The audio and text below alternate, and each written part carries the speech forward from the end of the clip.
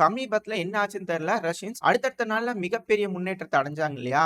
அதுவும் இந்த ஆஸ்திரேலியாவோட இவனோ பிராங்கோவிஸ்கி ஸ்ட்ரீட்லாம் ரொம்ப ஈஸியா பிடிச்சாங்க அப்படிங்கிறது பார்த்தோம். ஈஸினா ஈஸி இல்ல. சண்டை பிடிச்சிருக்காங்க. அவங்களுக்கு கடினமா உழைப்பு போட்டிருக்காங்க. அதுக்கான பலன்கள் அவங்களுக்கு கிடைக்குது இல்லன்னு சொல்லல. பட் ஆனா எப்படி இவ்வளவு சீக்கிரமா ஒரு முன்னேற்றம் ரஷ்யாக்கு கிடைக்குது அப்படிங்கிறது போல ஒரு கேள்வி இருக்கு. 2வது இந்த ஆஸ்திரேலியாவை பிடிச்சிட்டாங்க ரஷ்யன்ஸ் அப்படின்னு என்ன நடக்கும் அப்படின்னா, இந்த ஆஸ்திரேலியாவோட தெற்கு பகுதி ரஷ்யாவோட கட்டுப்பாட்டுக்குள்ள முதல்ல எடுப்பாங்க. ஏன்னா இந்த ஆஸ்திரேலியாக்கு நடுவுல வந்து பாத்தீங்கன்னா ரயில்வே லைன் போயிட்டு இருக்கு. சோ ஆஸ்திரேலியாவோட தெற்கு பகுதியில ஒரு பார்ட்டும் வடக்கு பகுதியில வந்து பாத்தீங்கன்னா ஒரு பார்ட்டியும் பிரிக்குது அந்த ரயில்வே லைன். சோ தெற்கு பகுதி தான் இவனோ பிராங்கோவிஸ்கி ஸ்ட்ரீட். அந்த இவனோ பிராங்கோவிஸ்கி ஸ்ட்ரீட் ஃபுல்லாவே ரஷ்யா கட்டுப்பாட்டுக்குள்ள எடுத்துருவாங்க. சரி இது எடுத்துட்டா என்ன நடக்கும் அப்படின்னு கேட்டீங்கன்னா, இந்த ஆஸ்திரேலியாக்கு கீழ இந்த ஆஸ்திரேலியாவுக்கும் கீழ தெற்கு பகுதியில பாத்தீங்கன்னா சொலோவியோன்னு ஒரு செட்டில்மெண்ட் இருக்கு. அடுத்தது நோவோபக்முட்கான ஒரு செட்டில்மெண்ட் இருக்கு. இது ரெண்டுமே ரொம்ப முக்கியமான செட்டில்மெண்ட். இந்த செட்டில்மெண்ட்டை நோக்கி ஒரு தாக்க ஆரம்பிச்சிருவாங்க ரஷ்யன்ஸ். அப்படி தாக்க ஆரம்பிச்சிட்டாங்க அப்படின்னா என்ன நடக்கும்னா, அதாவது டைரக்ட்டா அடுத்த லேயர் அடுத்த டிஃபென்ஸ் பெல்ட்டுக்கு போய் தாக்குற மாதிரி ஆயிரும்.